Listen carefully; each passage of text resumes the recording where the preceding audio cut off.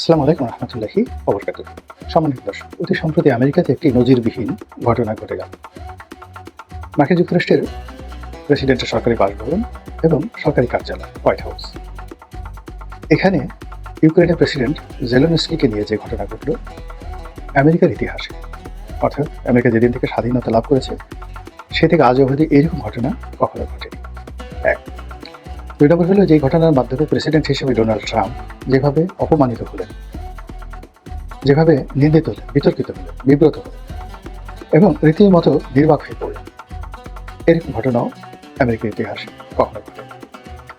এরপর হোয়াইট হাউসের ইতিহাসে কোন আমন্ত্রিত মেহমান এবং বিশেষ করে অন্য একটি দেশের প্রেসিডেন্ট, তো সেই আমন্ত্রিত মেহমানকে আপনি চলে যান এখান থেকে, এরকম একটা নির্দেশ যখন হোয়াইট হাউস কর্তৃপক্ষ দেয়, এটি কেবলমাত্র আমেরিকা নয়, পৃথিবীর অন্য কোনো দেশে গত 200-500 বছরে এরকম ঘটনা ঘটেনি। মানে আপনি 500 বছর বললাম অর্থে যে মুঘল আমলে সম্রাট আকবর তিনি মেহমান হিসেবে দাওয়াত করেছেন ধরুন ঈশা খানকে, ছোট রাজা, কিংবা ধরুন সুলতান সুলেমানের মতো কোনো রাজাকে, অথবা চীনের কোনো রাজাকে। তো এরকম একটা অনুষ্ঠানে আলাপ আলোচনায় বাকবিতণ্ড হলো এবং সম্রাট আকবর তাকে তার প্রাসাদ থেকে বের করে দিলেন। এরকম ঘটনা 2500 বছরে আমি পড়িও না, দেখিও না। ফলে এই যে ঘটনাটা ইউরোপে ঘটলো, যে ঘটনাটা আমেরিকাতে ঘটলো এবং যে ঘটনাটা ইউক্রেনে ঘটলো এবং যে ঘটনাটা রাশিয়াতে ঘটলো, এখন এই টোটাল ঘটনাটা মানে একই সঙ্গে আমেরিকা, ইউরোপ এবং ইউক্রেন এবং রাশিয়াকে উত্তাল করবে এবং এটিকে একটা ভয়াবহ পরিণতির দিকে নিয়ে যাবে, এতে কোনো সন্দেহ নেই। এবং তার দ্বারা আমরা যারা বাংলাদেশ, আমরাও ক্ষতিগ্রস্ত হবো। যেমন ইউক্রেন রাশিয়া যুদ্ধ হয়েছে, সেই যুদ্ধে কিন্তু আমরা মারাত্মকভাবে এখন পর্যন্ত আমরা সেই যুদ্ধের দায় মেটাচ্ছি। তো কাজেই মিস্টার ডোনাল্ড ট্রাম্প এবং জেলেনস্কির মধ্যে যে ঘটনা ঘটলো, সেই ঘটনাটা নজিরবিহীন এবং এই ঘটনার দায় এই বিশ্বকে পোহাতে হবে। ঘটনাটা খুব সংক্ষেপে বলে দিই। সেটি হলো, ডোনাল্ড ট্রাম্প সবসময় পুতিনের সমর্থক এবং তিনি চান যে রাশিয়াকে একটা ছাড় দিয়ে এবং জেলেনস্কিকে একটা চাপের মধ্যে রেখে মূলত এই যুদ্ধের একটা ইতি টানতে, এবং ইতি টানার পাশাপাশি তিনি আরেকটু বেশি লোভ করে বসেছিলেন। এই যুদ্ধে আমেরিকার পক্ষ থেকে যে টাকা খরচ করা হয়েছে, বলা হয়েছে আমরা $300 বিলিয়ন খরচ করেছি, কাজেই এই ডলার পরিশোধ করতে হবে এবং সেটা জানা তেন নয়, $500 বিলিয়ন পরিশোধ করতে হবে। তোমাদের দেশে যে দুর্মূল্যের এবং দুষ্প্রাপ্যের যে সকল খনিজ দ্রব্য রয়েছে সেগুলো আমাদেরকে দিতে হবে। তো জেলেনস্কি প্রথমে দিতে চায়, পরবর্তীতে সামহাও তার যারা বুদ্ধিদাতা ইউরোপে রয়েছে তারা তাকে একটা নাটক তৈরি করার জন্য এবং তার দ্বারা এই ঘটনাটা ঘটানোর জন্য মূলত তাকে হোয়াইট হাউসে পাঠিয়েছে এবং তিনি বলেছেন যে আমি প্রয়োজন পড়লে এই যুদ্ধ থামানোর জন্য পদত্যাগ করব। আমাকে ডোনাল্ড ট্রাম্প বলছেন আমি স্বৈরাচারী, নির্বাচিত নয়, আমি পদত্যাগ করব, তবু যুদ্ধ থামব, কিন্তু আমি খনিজ দেবো না। আবার পরবর্তীতে তিনি নাটকীয়ভাবে বললেন যে আমি খনিজ দেবো এবং চুক্তি স্বাক্ষরিত হবে, এই জন্য আমি আসতে চাই। এবং সে অনুযায়ী তারা তো চুক্তি স্বাক্ষর করার জন্য একেবারে গোপে তেল দিয়ে বসে আছে, $300 বিলিয়ন খরচ করে, তাও বাইডেনের আমলে $300 বিলিয়ন, যেটা টোটাল লস। এবং যেভাবে বাইডেন এই যুদ্ধ শুরু করেছিলেন তাতে আরও $300 বিলিয়ন যাবে হয়তো, কিন্তু সেখান থেকে ডোনাল্ড ট্রাম্প যুদ্ধ বন্ধ করে আরও $500 বিলিয়ন খনিজ দ্রব্য নেবেন।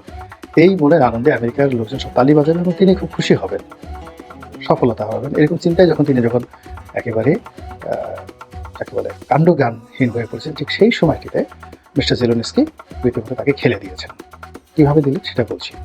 প্রথমত, মিস্টার জেলেনস্কি একজন অভিনেতা এবং এই যে গত কয়েক বছর ধরে যুদ্ধ করতে করতে তার যে স্পিরিট, নীতি নৈতিকতা, তার যে সাহস এবং যুদ্ধের ময়দানে একজন নেতা, এর সঙ্গে আসলে সমসাময়িক বিশ্বে আর কারোই তুলনা হবে না। তার সঙ্গে তুলনা করা যেতে পারে এই সম্প্রতি যে লোক এখন সিরিয়ার রাষ্ট্র ক্ষমতায় এসেছে, তারও তুলনা করা যাবে না, তার চেয়েও সে বেশি যোগ্যতার সম্পন্ন। মানে যুদ্ধের ময়দানে 4-5 বছর যুদ্ধ করা মানে সেই যুদ্ধটা নেতৃত্ব করে টিকিয়ে রাখা, তাও রাশিয়ার মতো একটা পরাশক্তি তাকে আক্রমণ করেছে। আবার সেই পরাশক্তিকে মোকাবেলা করার জন্য বিশ্বের অন্ততপক্ষে 8-10টা পরাশক্তিকে তিনি ডানে বামে খেলছেন। আমেরিকাকে খেলেছেন, অস্ট্রেলিয়া, কানাডা, ইউরোপকে তিনি ডানে বামে খেলেছেন এবং প্রায় সবাই তার দেশে গিয়েছে এবং তিনি সব দেশে গিয়েছেন। প্রত্যেকটি পার্লামেন্টে তাকে ফ্লোর দেওয়া হয়েছে, তিনি কথা বলেছেন, সবাই দাঁড়িয়ে তাকে সেলুট করেছে। এইভাবে একটা মানুষ সম্মান এবং মর্যাদা পেলে তার ভিতরে যে ব্যক্তিত্ব জন্মায়, সেই তুলনায় ডোনাল্ড ট্রাম্প এখনও তার কাছে শিশু, এটা বুঝতে হবে। যেটাই ডোনাল্ড ট্রাম্প এই ঘটনার পরে বুঝতে পেরেছেন, কিন্তু এখন কিছু করার নেই। মিস্টার জেলেনস্কি সেখান থেকে বলেছেন, ঠিক আছে আমি আপনাকে খনিজ দ্রব্য দেবো, চুক্তি করবো, কিন্তু চুক্তির শর্ত কি? রাশিয়া তো এর আগে আমাদের সাথে চুক্তি করেছে, চুক্তি মানেনি, এটার গ্যারান্টি ক্লজ কি? এক, তো এইভাবে কথা বলতে বলতে উত্তপ্ত বাক্য বিনিময় হয় এবং ডোনাল্ড ট্রাম্প তার ঘাড় ব্যাখ্যা করে যেভাবে তিনি কথা বলেন ওইভাবে কথা বলতে গিয়ে একটা সময় সেখানে মিস্টার জেলেনস্কি সিন ক্রিয়েট করে ফেলেন, একেবারে আমাদের মানে গ্রাম বাংলার সেই ঝগড়াঝাটির মতো করে। এবং অনুষ্ঠান এই পর্যায়ে যাবে এবং এরকম একটা ঘটনা ঘটবে এটা কল্পনাই করতে পারিনি। ফলে অনুষ্ঠান কিন্তু ডোনাল্ড ট্রাম্প এটা লাইভ প্রচার করছিলেন সামাজিক মাধ্যমে, এক্স হ্যান্ডেলে এবং বিভিন্ন টেলিভিশনের সাংবাদিকদের মাধ্যমে। কারণ হলো যে এটি তার জন্য একটা বিজয় ছিল এবং বিজয়টা সেলিব্রেট করা হবে, সারা দেশবাসী জানবে, বিশ্ববাসী জানবে ডোনাল্ড ট্রাম্পের কত ক্ষমতা। কিন্তু সেখানে মিস্টার জেলেনস্কি করলেন কি, একেবারে শেষমেশ ডোনাল্ড ট্রাম্পের মুখে মুখে তর্ক করলেন এবং তার ভাইস প্রেসিডেন্টকে রীতিমতো অপমান করলেন এবং সেখান থেকে তিনি বের হয়ে এলেন বা তাকে বের করে দেওয়া হলো। অবস্থা কি হলো, পুরো আমেরিকাটা শিখে আছে এবং এখন পর্যন্ত তারা নির্বাক। কেন নির্বাক সেটা আমি বলছি। দ্বিতীয়ত, ইউরোপের যারা লোকজন আছে তাদের মহাখুশি, তারা ডোনাল্ড ট্রাম্পের প্রতি ভীষণ বিরক্ত। এই ইদানিং ন্যাটো নিয়ে তার কিছু সিদ্ধান্ত, কানাডা নিয়ে তার কিছু সিদ্ধান্ত, ইউরোপ নিয়ে তাদের কিছু সিদ্ধান্ত, এই সকল কারণে ইউরোপের লোকজন আমেরিকার সঙ্গে একটা দূরত্ব তৈরি করতে চাচ্ছে এবং ডোনাল্ড ট্রাম্পকে এবং আমেরিকাকে একটা শিক্ষা দিতে চাচ্ছে এবং আমেরিকার জনগণকে শিক্ষা দিতে চাচ্ছে যে এরকম একটা লোককে তোমরা কী করে প্রেসিডেন্ট বানাবে। তো যখন জেলেনস্কি এরকম একটা সফলতা দেখিয়ে আসলো যেটা ব্রিটিশ প্রাইম মিনিস্টার পারেননি, যেটি ইমানুয়েল ম্যাক্রো পারেননি, সেটি জেলেনস্কি দেখিয়েছে। এই জন্য পুরো ইউরোপে তিনি প্রশংসা পাচ্ছেন এবং পুরো ইউরোপ এক বাক্যে বলছে যে আমরা আপনার সঙ্গে আছি। এর কারণ হলো যদি এই যুদ্ধে তিনি হেরে যান, রাশিয়া দ্বিতীয় হিটলার হয়ে যাবে এবং ইউরোপের একটা দেশ রাশিয়ার কাছে নিরাপদ নয়, ইনক্লুডিং জার্মানি। আর তার সঙ্গে সঙ্গে যে স্ক্যান্ডিনেভিয়ান কান্ট্রিগুলো রয়েছে, বিশেষ করে সুইডেন, লুক্সেমবার্গ, এই দেশগুলো এতটা বিপদে পড়বে যে তাদের ঘুম হারাম হয়ে যাবে এই যুদ্ধের পরিণতিতে। ফলে এখানে ন্যাটোকে ইনক্লুড করে ইউরোপ যদি দেউলেও হয়ে যায় তবু তাকে এই যুদ্ধটা চালাতে হবে, অনেকটা দ্বিতীয় বিশ্বযুদ্ধের মতো করে। আদারওয়াইজ এই যুদ্ধ থেকে পিছপা হওয়ার আমেরিকার সুযোগ আছে, কেন তার সাগর আছে, যেটা জেলেনস্কি বলেছেন, এর মধ্যে প্রশান্ত মহাসাগর, আটলান্টিক মহাসাগর আছে। কিন্তু ইউরোপে তো সেটা নেই, ইউরোপের সীমান্ত রাশিয়ার সাথে। তো কাজেই ইউক্রেনের পরে সে সঙ্গত কারণে ইউরোপে হাত দেবে এবং এই হাত দেওয়ার জন্য তার সঙ্গে ইরান আছে এবং ইউরোপকে একটা উচিত জবাব দেওয়ার জন্য তার সাথে মধ্যপ্রাচ্য আছে, তার সঙ্গে চীন আছে, ভারতও এসে যাবে।